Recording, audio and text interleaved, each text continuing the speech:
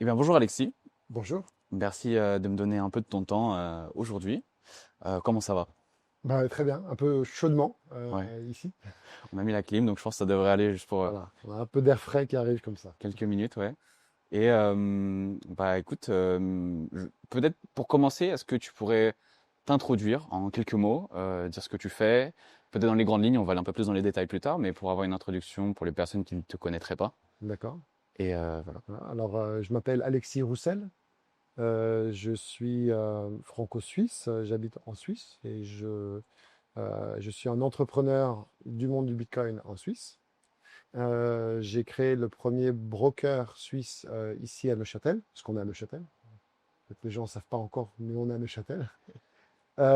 Et ensuite, moi, j'ai participé à plusieurs projets Bitcoin j'ai aussi rejoint en tant que cofondateur un projet qui s'appelle NIM, qui est une infrastructure de protection de la vie privée, on pourra en reparler, Mhm. que je fais depuis maintenant 5 ans. Et avant cela, et pendant cela, en fait aussi, je suis actif politiquement en Suisse. Je suis un juriste spécialisé en nouvelles technologies et je me suis toujours intéressé à comment la société numérique évolue et comment elle se crée et comment les institutions utilisent le numérique, comment la population utilise le numérique et comment ça influence la société. Et je me suis aussi engagé politiquement à travers le Parti Pirate Suisse. J'ai été président du Parti Pirate Suisse pendant 2 ans, dans la période de 2012 à 2014. Et, euh, et j'ai développé un concept de droit fondamental qu'on appelle le droit à l'intégrité numérique et qui, avec le temps, a été adopté en Suisse dans des constitutions cantonales. Donc ça a été voté à Genève, à Neuchâtel, ça le sera à Bâle et à Zurich très bientôt. Et en fait, c'est un lien, tout ça a un lien avec Bitcoin parce qu'on parle d'autonomie de la personne dans le monde numérique, de souveraineté numérique, mais aussi souveraineté individuelle numérique, et finalement de rester libre dans ce monde numérique, de pouvoir faire ses propres choix. Et c'est ça qui m'intéresse dans, euh, dans le numérique et particulièrement Bitcoin qui est finalement euh, un des outils fer de lance de cette révolution numérique. Ouais. Très intéressant. Je pense, une des personnes de l'écosystème les plus intéressantes et polyvalentes. Une des, je vois pas. Intéressant, je ne sais pas, mais polyvalente peut-être. Ouais, Voilà. restons humbles. Donc, je suis très content de te recevoir. Et aujourd'hui, donc, on est à Neuchâtel, comme tu le disais, dans le coworking blockchain Neuchâtel, Ouais. Bitcoin On va dire Neuchâtel. Bitcoin Neuchâtel. Voilà, Certains disent, c'est un B. voilà. Alors voilà. Puis des fois, il n'y a pas le B, c'est coworking Neuchâtel. Enfin, c'est un peu flou.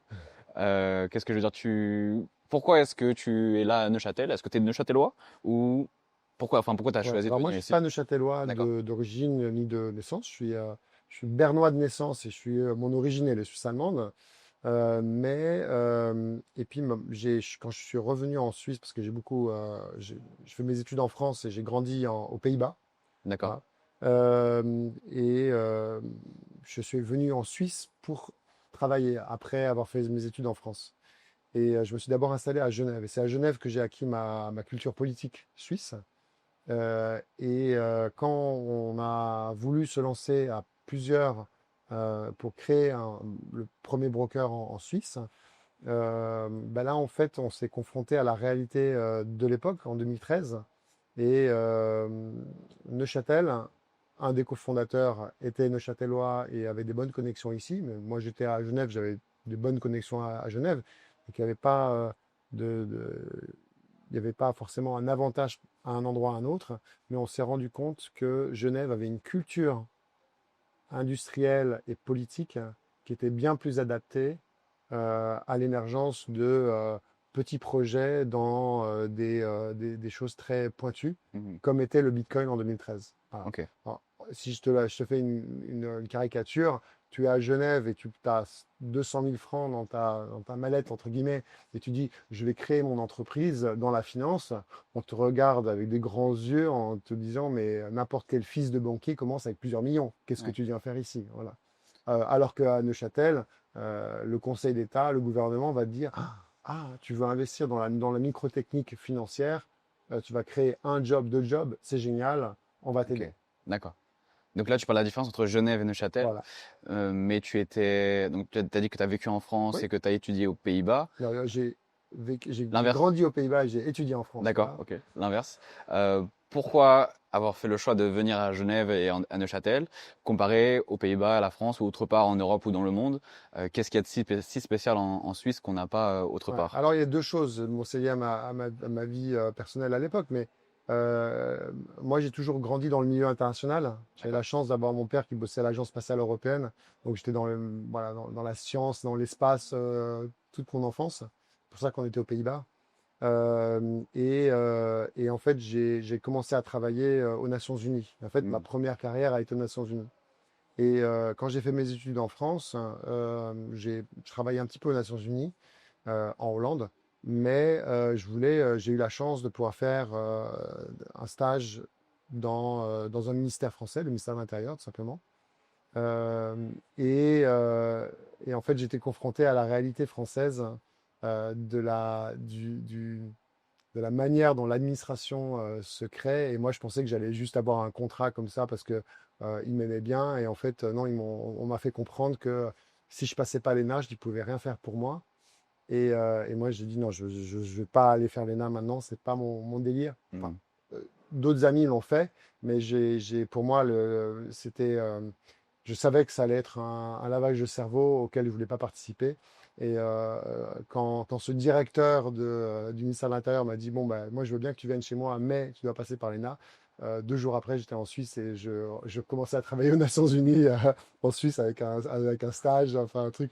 Je me dis, c'est pas du tout mon truc, je pars, quoi. Ok. Mais ça, c'est plus pour l'aspect, enfin, le côté politique de ta carrière. Mais Ouais. pour l'aspect entrepreneur, est-ce que pour toi, un entrepreneur Alors, ferait mieux de se lancer ici ouais, alors au plutôt début, que... j'étais pas du tout entrepreneur, tu Ouais. vois. Donc moi, je suis arrivé, moi, je voulais me lancer dans une carrière de droit international et ouais, des Nations Unies. Donc c'est pour ça, Genève, bah, je pars de Paris parce que je suis choqué par ça et Hmm. l'endroit, bah, le boulot que j'avais aux Pays-Bas avait rien donné, enfin ne continuait pas. Et donc voilà, l'autre option, c'était, j'avais une porte d'ouverte à Genève, aux Nations Unies à Genève, je vais là. Donc je vais pas en Suisse parce que je suis suisse, je retourne en Suisse parce que il y avait Une cette opportunité. opportunité aux Nations Unies et je suis pas du tout dans un esprit entrepreneur à ce moment-là. D'accord. Euh, je vais ensuite quitter les Nations Unies. Euh, je, je vais commencer à découvrir. Enfin, je quitte les Nations Unies bien avant Bitcoin, c'est en 2007. Et là, je vais dans le secteur privé. Je bosse pour une société d'énergie, pour un concurrent de EDF. Je bosse pour Hmm. RWE, qui est le EDF allemand, si tu veux. Et là, j'apprends les marchés d'électricité et d'énergie en Europe. Je suis au back-office et au risque. Je m'occupe des contrats. Je suis responsable des contrats. Je suis responsable de l'intégrité des données du système. Mais ça me permet de vraiment comprendre en fait comment les marchés électriques énergétiques fonctionnent en Europe. Et Bitcoin apparaît à ce moment-là et je me lance en même temps en politique à ce moment-là et tout se met ensemble. Et quand ma boîte décide de fermer, ils ont décidé de virer tout le monde et de fermer le bureau de Genève. Bon, bah, j'ai profité pendant un certain temps à faire de la politique. Mais quand il a fallu euh, bah, recommencer à avoir une activité qui doit rapporter un peu d'argent, euh, ben, j'étais tellement dans Bitcoin à ce moment-là aussi que ça, sans en avoir, en fait, c'était ça qui est drôle, c'est que je n'avais pas encore touché à Bitcoin, mais j'étais dans la J'avais minimisé. philosophie et voilà, dans l'impact que Bitcoin allait avoir et j'en parlais beaucoup. Et on commençait les meet-up. Ben, en fait, à ce moment-là, dès que tu commences à rencontrer des gens, tout de suite, ça te dit, ah, mais en fait, il y a tellement de choses à faire que cette première étape de dire, bon, bah, et si on faisait quelque chose, et si on entreprenait, elle devient vraiment accessible. Hmm. Et j'ai eu la chance à ce moment-là de rencontrer quelqu'un qui, lui, était entrepreneur et qui m'a mis le pied à l'étrier, en fait, voilà, qui a dit, bon, bah, voilà, je t'accompagne. Il y a eu comme ça cette première pierre, et pour te dire pour laquelle exactement, c'était quand tu construis une entreprise en Suisse, tu dois apporter un capital. Alors, Ouais. tu es investisseur, tu apportes un capital, et après, tu travailles dans cette entreprise-là. Et en fait, il y a toujours une fausse perception des gens qui ne sont pas dans l'entrepreneuriat que cet argent, tu vas le perdre. Tu mets de l'argent dans l'entreprise, après, c'est perdu. Et en fait, ce premier moment où tu dis, ben, je mets de l'argent dans l'entreprise, en réalité, c'est de l'argent que ensuite tu vas utiliser pour l'entreprise. Et lui, mon cofondateur à l'époque, il m'a dit, bon, bah, je te prête l'argent et on crée l'entreprise. J'ai dit, OK. Et 2 mois plus tard, je l'ai remboursé et on a continué l'entreprise comme ça. Voilà. D'accord. Donc ça, Est-ce que ça aurait été plus simple en France ou en Suisse? Je ne sais pas.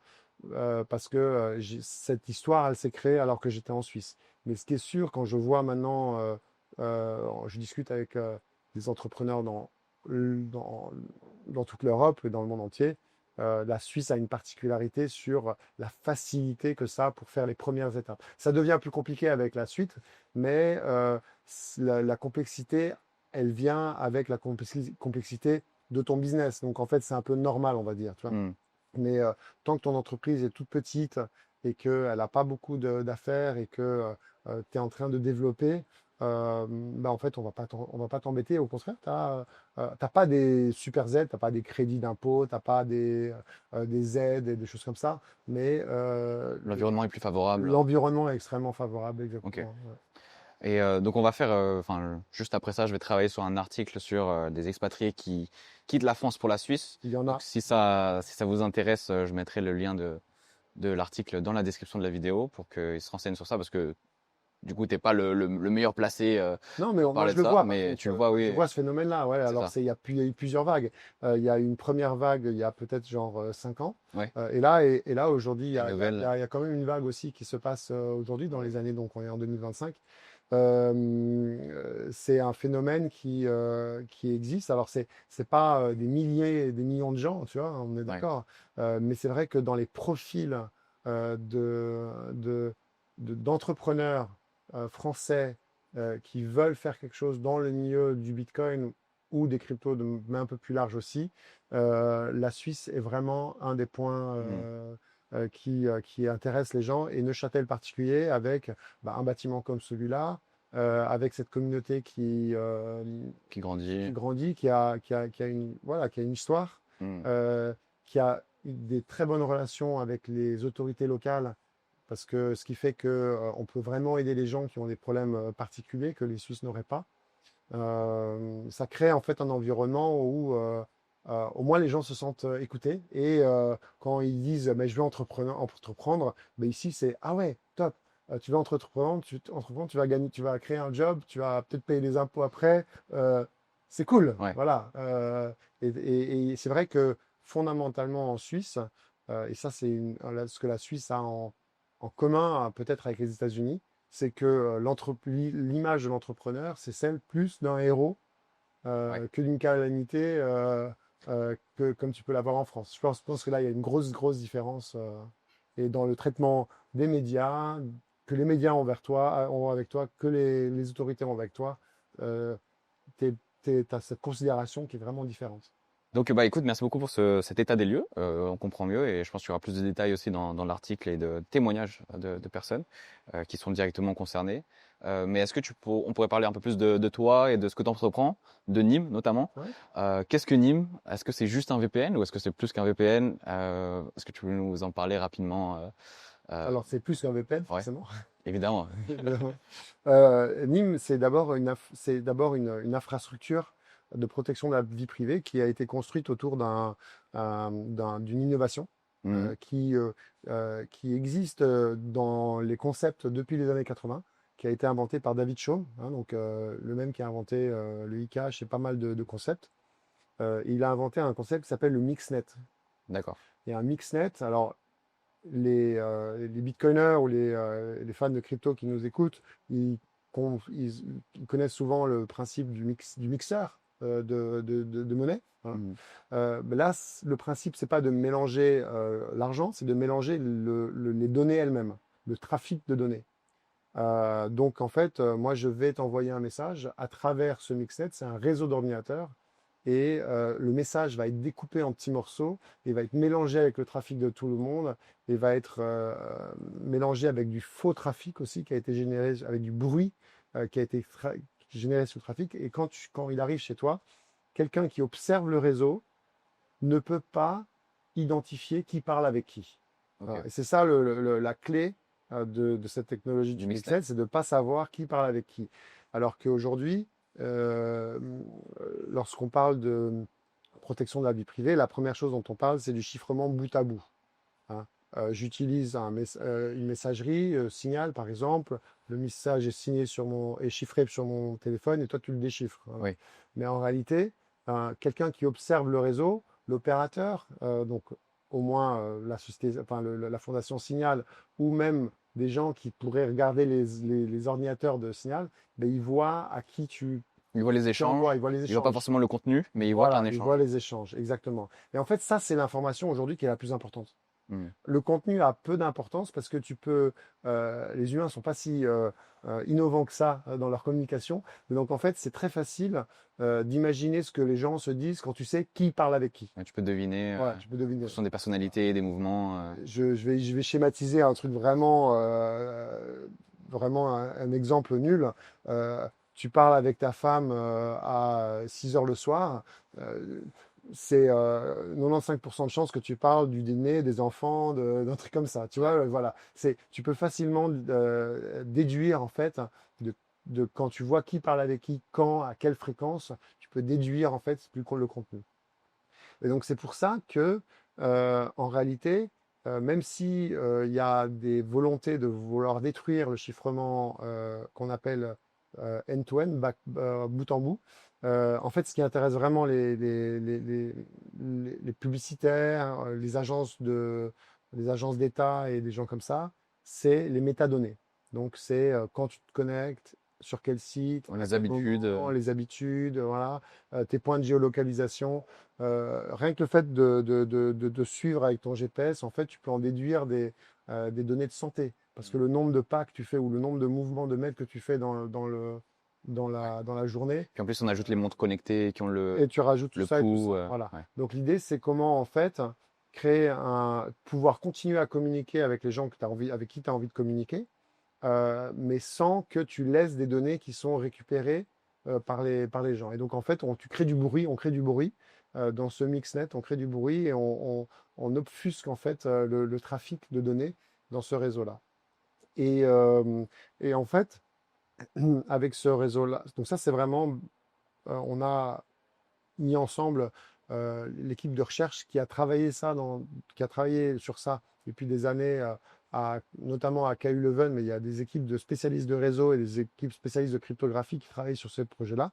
Mais en fait, bah, voilà, les experts de ce domaine-là sont avec nous chez Nîmes. Et on a voulu en créer la première version commerciale, en fait, D'accord. utilisable par tout le monde. Et c'est là où il y a eu un mélange entre bah, ces technologies de réseau et puis la blockchain, l'économie numérique hein, qui apparaît. Donc ce qu'on a fait, c'est qu'on a créé un réseau qui est avec une économie circulaire où ceux qui fournissent l'infrastructure sont rémunérés pour le travail qui est fait. Et ce qui fait que bah, ça fait 2 ans que le réseau il tourne et aujourd'hui on est en train de construire la première application. On a construit la première application qui tourne sur ce réseau-là et qui doit être quelque chose que les gens comprennent. Parce que si je vais dans la rue et je dis tiens tu veux acheter mon Mixnet, tout le monde est là genre on parle de quoi? Non. Mais par contre avec un Mixnet on pouvait faire plusieurs applications, mais la première on s'est dit tiens il y a un marché où on peut vraiment l'attaquer parce que c'est pas un marché qui est encore mature. Ben, c'est les VPN Mm. et où en fait on a un avantage, c'est que comme on crée un VPN sur une infrastructure qui est décentralisée, eh ben en fait, nous on ne sait pas où est-ce que tu utilises le VPN. Ok. On va te donner une interface, on te donne juste un logiciel, tu vas avoir accès au VPN, tu dois payer, alors tu payes en carte de crédit, en Bitcoin, on va créer une abstraction pour l'utilisateur pour qu'il soit vraiment dans un monde qu'il connaît. C'est l'interface d'un VPN classique Mhm. et un service classique, mais en fait, il va déjà avoir des avantages. Par exemple, nous, c'est impossible de savoir euh, quand tu te connectes sur un serveur parce que on n'a juste pas accès à ces serveurs-là. D'accord. Ok. Voilà. Et vous utilisez aussi plusieurs moyens de paiement, pas que Bitcoin. Il y a aussi d'autres crypto-monnaies comme, je sais pas, je crois que c'est Monero, Zcash. Alors, il y a, on utilise Bitcoin, Monero, Litecoin, on a ajouté Ok. avec la version Litecoin Mimblewimble, hein, Ok. voilà, pour les puristes. On a mis Lightning, Ok. Liquid, USDT sur Tron, parce que c'est quand même beaucoup utilisé. On va aussi là où les Oui. gens utilisent, hein, parce que c'est ça, USD sur Tron, USDT sur Liquid. Et on est en train, peut-être que d'ici là que la vidéo sort, on est en train de rajouter Zcash. Voilà. D'accord. Donc, c'est en discussion, mais maintenant, comme on utilise BTC Pay Server derrière, Ouais. On ben peut en mettre les fait, plugins. ils viennent de merger le dernier, les dernières améliorations pour Zcash. Et donc là, maintenant, apparemment, on est à un stade où ça peut fonctionner. Donc, on va rajouter Zcash et D'accord. faire un petit peu d'appel là-dessus. Voilà. Et je voulais demander pourquoi est-ce que vous acceptez d'autres crypto-monnaies que Bitcoin? Est-ce que c'est vraiment parce qu'il y a du volume et donc vous pouvez toucher une autre audience, ou est-ce que c'est parce que cette crypto a des avantages particuliers, notamment dans la privacy avec Non, là, c'est Zcash? vraiment, là, il y a un côté commercial. Tu vois, D'accord. c'est-à-dire, Ok. c'est un produit, on a fait le choix que c'est un produit grand public. D'accord. Et donc, comme c'est un produit grand public, on va aller chercher les moyens de paiement que le grand public utilise. Alors, D'accord. donc c'est pour ça qu'en réalité, pour l'instant, la moitié de nos paiements, c'est carte de crédit, Google Pay, Apple Pay, PayPal. Mhm. Voilà. Et un peu de Les Bitcoin et et là, alors pour l'instant, on est au début et on est proche des communautés. Le projet de Nîmes est issu du monde des crypto-monnaies et donc est proche. Donc il y a quand même la moitié des paiements qui se font en crypto-monnaie. Mais par contre, on a une très forte prédominance aujourd'hui des paiements en Monero. ouais. Voilà, c'est vraiment Monero, Bitcoin, c'est les deux. Monero, Bitcoin et USDT, c'est vraiment les trois, on va dire, Mhm. cryptos qui sont vraiment utilisés aujourd'hui. Ce qui nous intéresse, ça va être les cryptos qui sont utilisés comme moyen de paiement. Voilà. Et là, j'ai beau être un fervent bitcoiner, voilà, c'est là. Je pense il y a une réalité économique, et ça, c'est aussi l'aspect éthique, c'est qu'on va aller rechercher la réalité économique des échanges.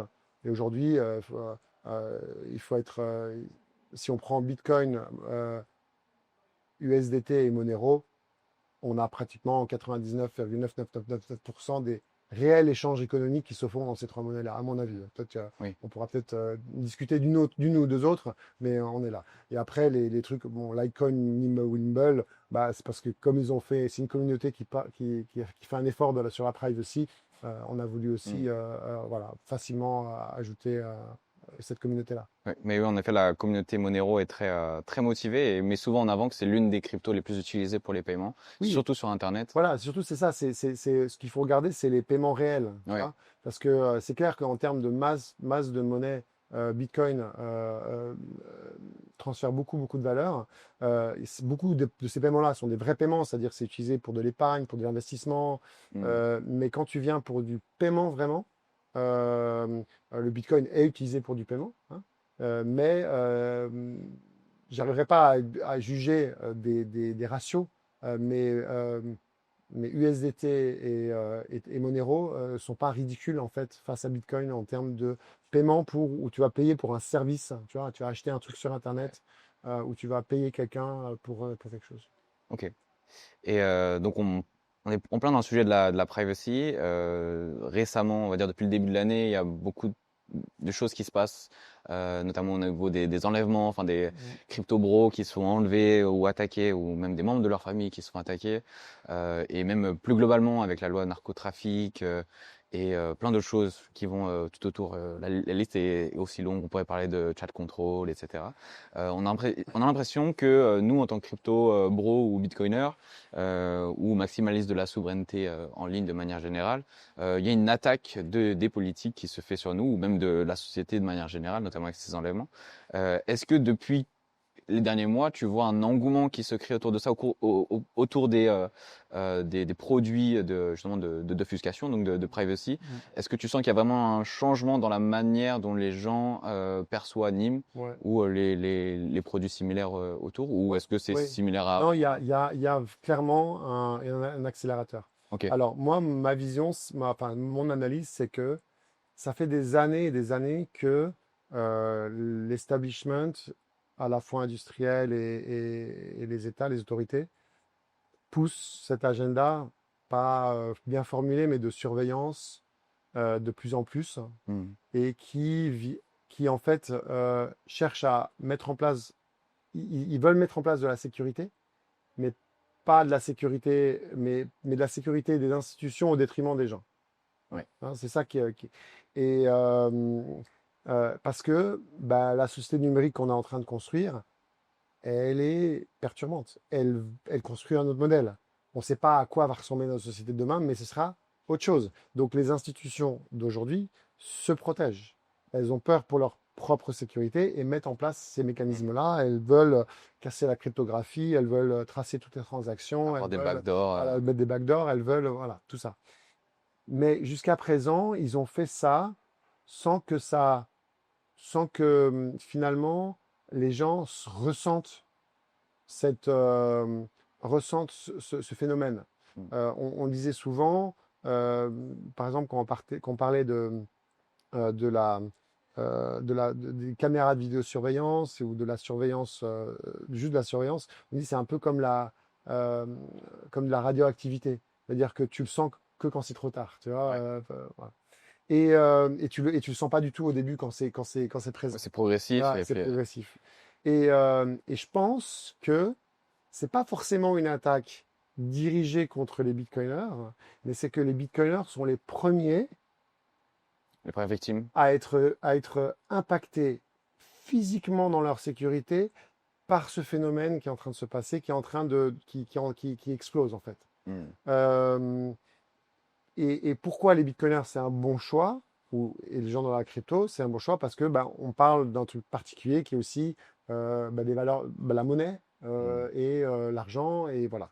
Et, et donc ça c'est un changement qui est en train de se faire. C'est-à-dire que maintenant il y a des gens dans le monde qui se sentent physiquement en danger, et qui sont physiquement des fois une partie à attaquer parce qu'ils ont fait des choix, un choix technologique qui a induit un choix de vie derrière.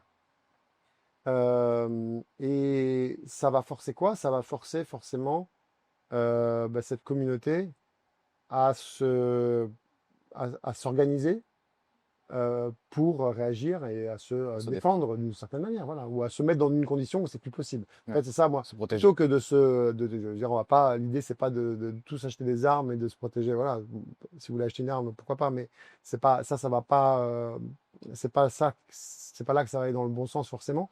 L'idée, c'est de convaincre ou de construire les outils qui vont nous permettre de sortir et de se protéger de ça. Et c'est là où tout ce qui est cryptographie, tous les objets de protection de la vie privée, les mixnets, les mixeurs même aussi pour vraiment mixer l'argent, ben, c'est des outils qui nous permettent de réduire notre empreinte numérique et qui permettent de moins être visible De se et protéger. donc de se protéger et de ne pas avoir son nom qui circule partout. Ouais. Voilà. Et c'est vrai que ça va nous pousser à une forme d'innovation. Et cette innovation, elle va être particulière parce qu'elle va être, elle, réellement disruptive par rapport à parce qu'on est vraiment à la ligne de front avec ce que veulent, ce que cherchent à faire les autorités. Les autorités, elles veulent, euh, euh, en Suisse, la FINMA, qui est l'autorité financière, a déclaré la guerre contre l'anonymat. Alors qu'il n'y a aucun endroit dans la loi suisse qui dit que l'anonymat, c'est mal, interdit, quoi que ce soit. Hmm. Cette notion n'existe pas, la notion d'anonymat dans le droit suisse, mais la FINMA l'a mis noir sur blanc en disant on ne veut pas d'anonymat. Et donc le système bancaire classique, il y a des petites zones d'anonymat, elle n'y touche pas. Mais quand on parle crypto, là, Parce que c'est parce nouveau. que c'est nouveau, parce que c'est de la tech, c'est disruptif, c'est pas les mêmes contrôles, c'est pas les mêmes mécanismes de contrôle qui sont là. Hmm. Eh ben, il y a une réaction de défense qui fait qu'il ne faut pas que ça existe. Voilà. Euh, et donc oui, donc même en Suisse, c'est moins. Alors, je pense que la France, elle a un épiphénomène aujourd'hui qui est assez particulier. Je pense qu'il se passe. Ouais. Les gens en Suisse en Suisse romande, on regarde la France, les gens sont assez inquiets. Hmm. Mais pour l'instant, il n'y a pas quelque chose qui se passe vraiment ici. Ouais. Aussi, il y a de manière générale en Suisse un rapport avec la sécurité qui est bien différent qu'en France, puisque la population est bien plus impliquée dans la sécurité dans son ensemble. Il y a des mécanismes de réduction de la violence qui sont en place dans la société qui, je pense, maintenant font défaut en France, Ouais. où les situations à tension se génèrent de plus en plus, mais pas que dans le Et, Bitcoin, mais de manière générale. Voilà. ouais. Et si je parle à des bitcoiners suisses-allemands, par exemple, mais en fait, eux, ils sont surpris, ils sont pas du tout au courant de ce qui Hmm. se passe en France, par exemple. Ouais. Ils n'ont pas ce sentiment encore d'insécurité. Peut-être que si ça se passe en Allemagne, là, ils le verront apparaître Ouais. de Ça leur sera côté. peut-être parce qu'il y a peut-être plus de communication avec Voilà, l'Allemagne. Ouais. exactement. Ouais. Mais donc, je pense qu'aujourd'hui, c'est vrai qu'en France, alors il y a toujours eu des histoires à droite, à gauche. Il y avait eu au Canada des histoires d'enlèvement et voilà. Mais de fait qu'il y ait comme ça cette accélération, c'est vrai que la France il y a un truc particulier avec la France. Donc cette interview touche presque à sa fin. Je voulais avec toi parler un peu aussi de politique. Mhm. Donc tu as été membre du parti Pirate. Tu es encore, Toujours, je encore le suis membre, toujours. Ouais. membre du parti Pirate. On n'aura peut-être pas le temps d'aller bien dans le détail de tout ça. Peut-être Mhm. ça fera l'objet d'un prochain épisode. Ouais. Mais avec toi, je voulais parler des potentielles solutions qu'on pourrait mettre en place, nous en tant que je sais pas, bitcoiner ou maximaliste de la souveraineté, si Mhm. on peut les appeler comme ça. Qu'est-ce qu'on pourrait mettre en place, nous, en tant que Suisses, Français ou francophones autour du monde, pour se protéger de ça, pour se protéger de cette politique, justement, qui est de plus en plus répressive, Ouais. et qui porte atteinte à notre vie privée. Mhm. Qu'est-ce qu'on peut faire en tant qu'individu? Est-ce que c'est vraiment nous contre nous-mêmes, utiliser des solutions comme Nîmes ou autres, ou alors est-ce qu'il faut se mettre en groupe et mettre en place des initiatives Alors, moi, je vais plutôt dire ce que je fais. Comme ça, voilà, ça donne des pistes Ouais, aux gens. Moi, j'ai vraiment il y a deux aspects en fait. Il y a un aspect technologique, il y a une réponse technologique et une réponse politique. Voilà. ok. Donc la réponse technologique, c'est oui, il faut aller utiliser les outils de protection. C'est pour ça que vous les créez, même s'ils n'existent pas, ben, créez-les. Euh, voilà, de maîtriser votre informatique, d'aller chercher à maîtriser les outils, de ne pas utiliser des Google, des Microsoft, utiliser les bons outils, se réapproprier finalement le contrôle sur son informatique. Et quand on est bitcoiner, ça paraît très naturel en fait, parce Hmm. que il y a cette question de bah, la clé, je la mets où? La clé, je dois faire confiance au logiciel euh, où je mets ma clé.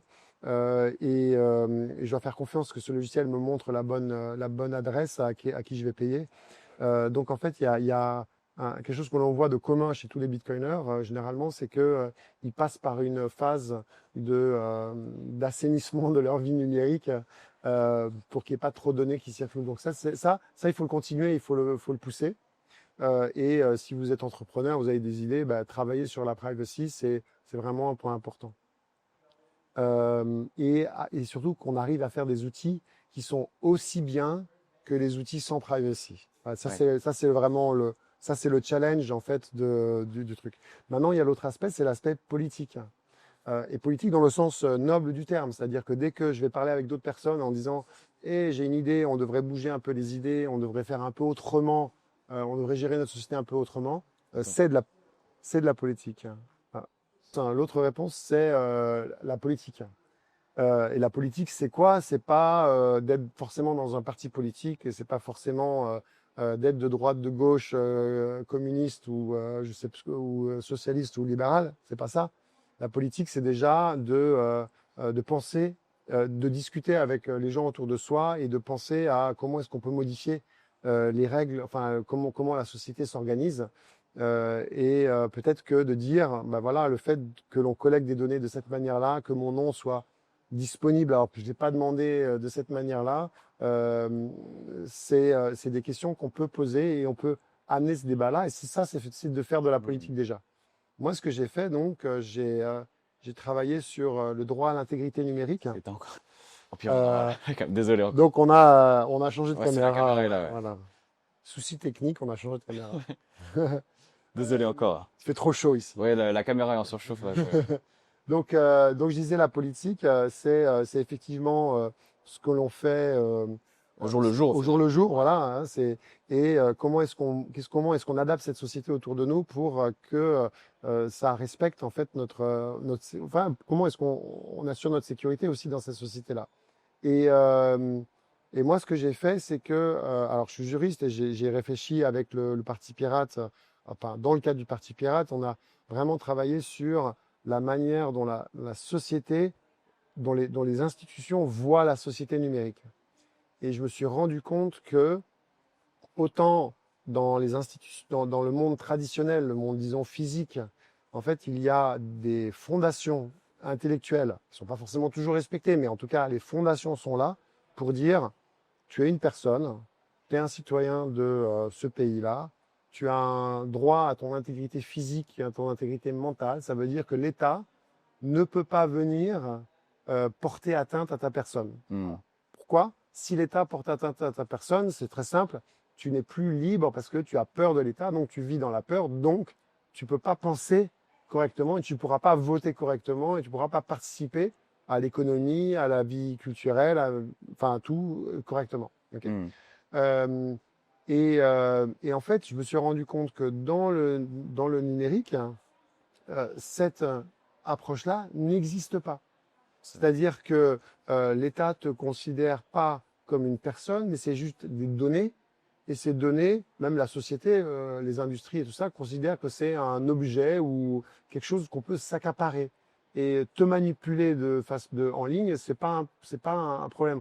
L'État, quand les administrations aujourd'hui font du numérique, hein, et même en Suisse, c'est la même chose, et partout dans le monde, ils font ça pour des soucis d'efficacité, pour mieux gérer peut-être la sécurité de l'État, pour mieux lever les impôts, pour mieux.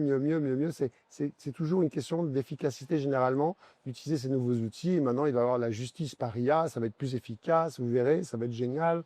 Vous aurez plus de soucis à vous faire. Voilà. Et en fait, ça invisibilise complètement le fait que, ben, en fait, dans une société, il y a ces structures d'État et en face, il y a des individus.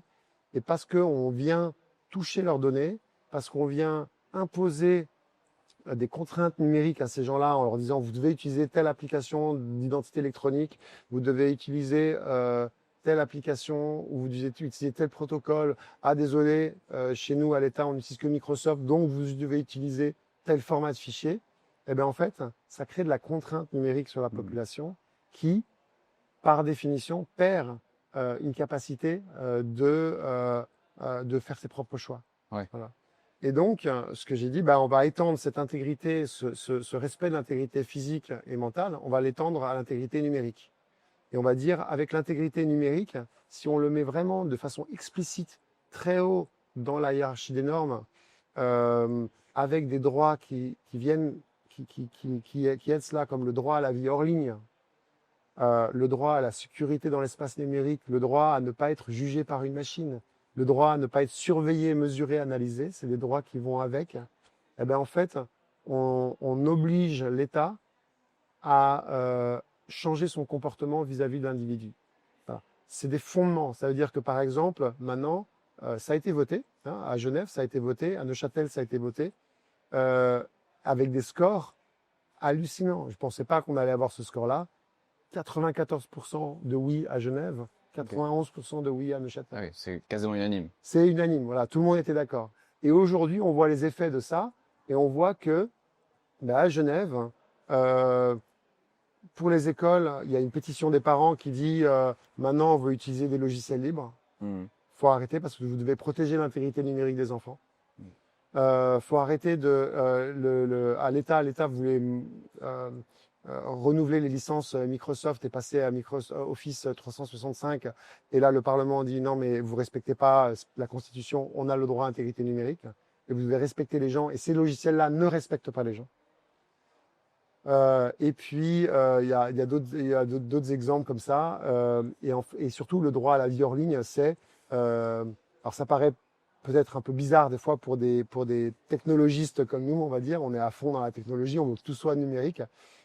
Mais en fait, le droit à la vie en ligne, c'est que une personne puisse aller dans un guichet au lieu de discuter, d'être forcé de discuter électroniquement avec son État. Hmm.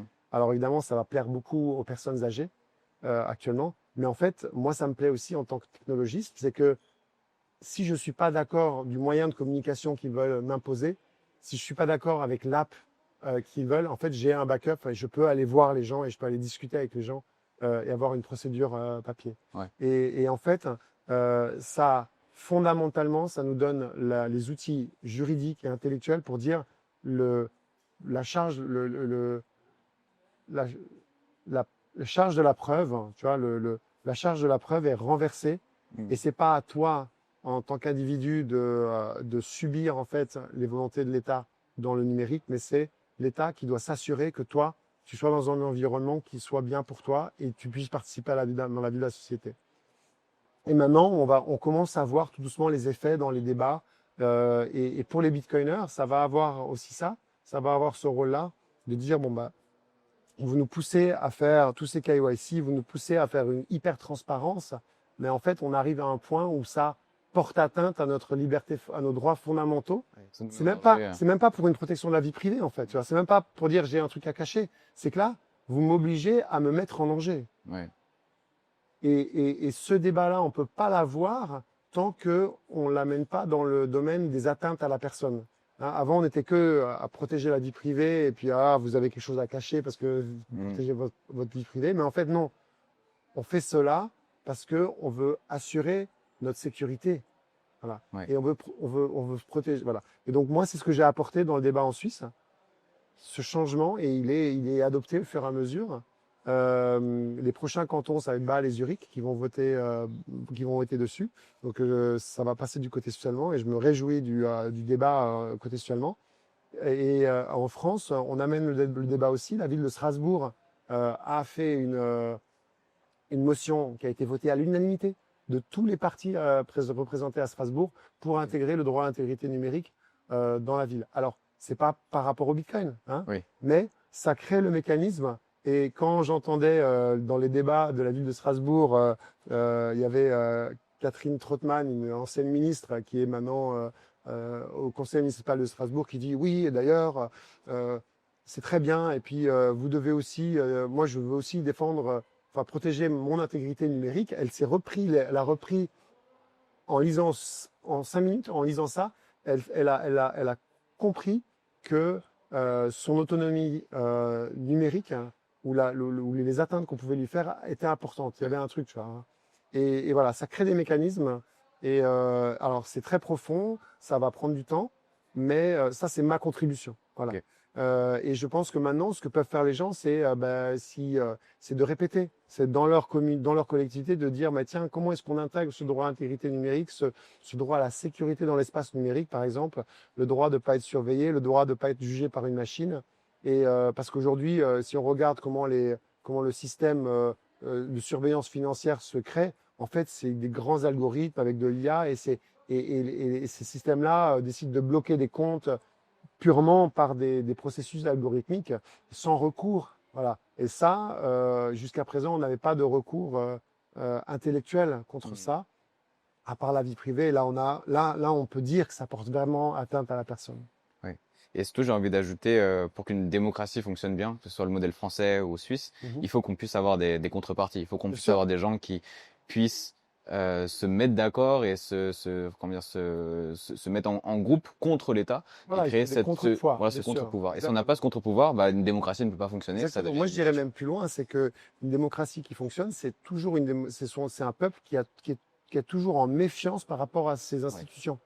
Il faut conserver cette méfiance. Là. C'est quelque chose que la Suisse est en train de perdre parce qu'il y a une confiance aveugle dans les institutions, Ouais. alors que fondamentalement, tellement on a été construit sur la méfiance, on a un peu perdu ça. Peut-être parce que justement, vous êtes habitué à ce que la Suisse fonctionne Finalement, bien. tout se passait bien. On Ouais. avait, voilà. Et en fait, il faut retrouver dans le numérique aussi arriver à ce que cette défiance qu'on a envers les autorités, de venir les challenger. Et si jamais on fait partie, parce que après, des fois, on peut tomber de l'autre côté, hein. Ouais. On peut devenir être élu, être un fonctionnaire, rentrer dans ce jeu-là. Et quand on est là, il faut arriver à accepter cette défiance constante. Et Mm. beaucoup de fonctionnaires ou de politiques la refusent en fait aujourd'hui parce qu'ils se disent non mais vous avez rien compris et puis ils sont bloqués dans leurs propres intérêts en fait. Ouais. Et ils voient ce monde qui leur échappe. Donc cette défiance envers les institutions, elle est bonne. Je suis pas quelqu'un qui veut détruire l'État. Je suis influencé par par beaucoup de mouvements anarchistes. Je me dis aussi anarchiste dans le sens où je pense que l'anarchisme, c'est penser le modèle de demain sans les contraintes d'aujourd'hui, c'est-à-dire penser la société de demain sans être contraint par l'État d'aujourd'hui et par les structures d'aujourd'hui. Mais ça ne veut pas dire que demain, il n'y aura pas une autre forme d'État, où il n'y aura pas Oui. des structures sociales, hein, voilà. Et en Suisse, on a cette chance d'avoir des structures sociales et d'État qui savent évoluer dans le temps. On a pu faire la Révolution française, là, s'est passée aussi, mais elle s'est passée, je veux dire à la Suisse, elle s'est passée tranquillement, enfin pas forcément, il y a aussi eu des gens qui ont Violence. souffert et et des têtes qui sont tombées et tout ça, bien sûr. Mais cette transition a commencé plus tôt Ok. par la construction de la Suisse et avec les premiers accords en Suisse. Et en fait, c'est peut-être terminé plus tard qu'en France, Ouais. alors que la France a concentré son changement Sur quelques années. sur quelques années, voilà. Et finalement aujourd'hui, mais par contre, le choix de la Suisse, c'est fait que les institutions d'aujourd'hui sont beaucoup plus solides et donc sont aussi capables de faire une autre transformation. Moi, je pense Ouais. qu'elles sont capables. C'est pour ça que je m'investis euh, en Suisse. Je m'investis moins en France. En France, j'aide des gens. Je parle beaucoup et j'amène les concepts parce qu'ils ont été reformulés en Suisse et on peut les reformuler en France pour qu'ils soient vraiment compris en France. Donc j'ai ça. Mais en Suisse, j'ai investi aussi du temps et de l'effort pour que les institutions puissent évoluer. Parce que Ok. je pense qu'elles sont capables, sauf certaines institutions fédérales qui vont vraiment souffrir. Il y en a quelques-unes qui vont souffrir. Mais sinon, les institutions cantonales, par exemple, elles peuvent vraiment évoluer. Et elles le montrent. On est dans ce coworking Bitcoin qui a été inauguré par la ministre de l'économie du canton.